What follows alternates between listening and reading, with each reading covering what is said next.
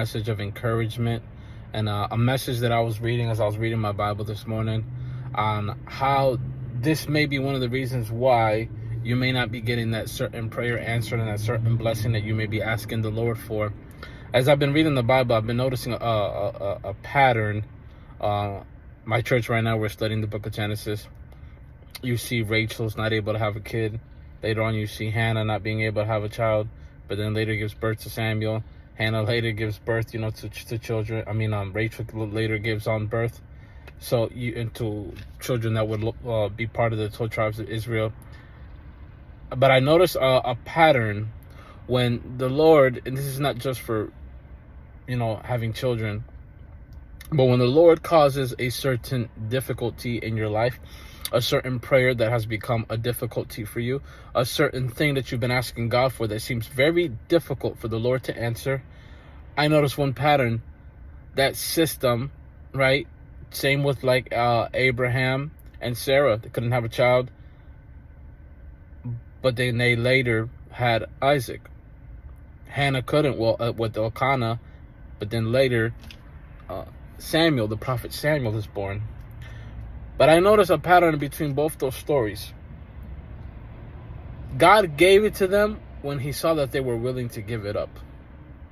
And I think sometimes we fight so hard for a blessing, we fight so hard for a certain thing we're asking God for to come to pass, that it just overwhelms you and it takes so much out of you. And then it can borderline become idolatry. It can be borderline become the thing that it dominates you, it controls you, it affects you. It's the reason why you're up and down emotionally. But when you're able to reach a certain point in your walk with Christ where you're like, Lord, this is important to me and all, and I love this thing, and I would like for this thing to happen, but I surrender it to you. I think that's when you start to see the hand of God start to move, because you're showing that I will not worship my difficulty, but I will worship the Lord who is in control of my difficulties, and I will place things in his hand. Because you look at Hannah, soon as she said, Lord, if you give me this son, I will not cut his hair off, and I will give him to you. And I was reading, soon as he was weaned off, which means as soon as he was done breast milk, he was dropped off to be raised in the things of the Lord at the temple permanently. Think about that. The one and only kid you get, you drop him off at the temple to be at the church, forever. You got what you asked for, but you surrender it right back. Abraham and Sarah, they got Isaac, but they surrendered him right back when they were willing to sacrifice him.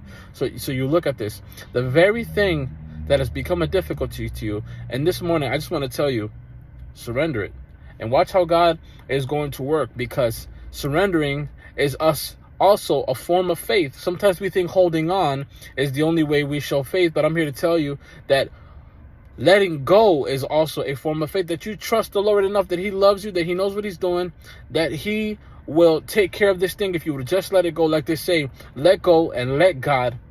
So in this, I just want to tell you today, I just want to encourage you, whatever it is, we're closing out 2023, whatever it is, the thing that affects you, whether it's having a child, buying a home, starting your career, your business, whatever it may be, I just want to tell you this morning, you think letting go, see, the devil makes us think that if you let it go, you surrender, that you lost faith or you quit. That's not to me. It means that I trust the Lord enough that he knows what he's doing.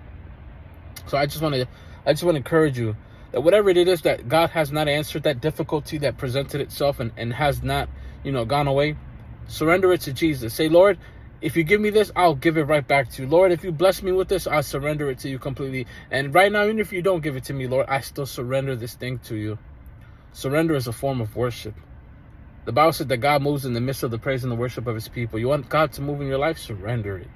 Surrender your emotions, your dreams, your hopes, and watch how God will answer you. Watch how God will bless you. So I'm going to encourage you. God's not withholding things because he wants to see you suffer and cry and be without. He's trying to teach us to worship him and to surrender and to sacrifice and to trust him. Amen. God bless you.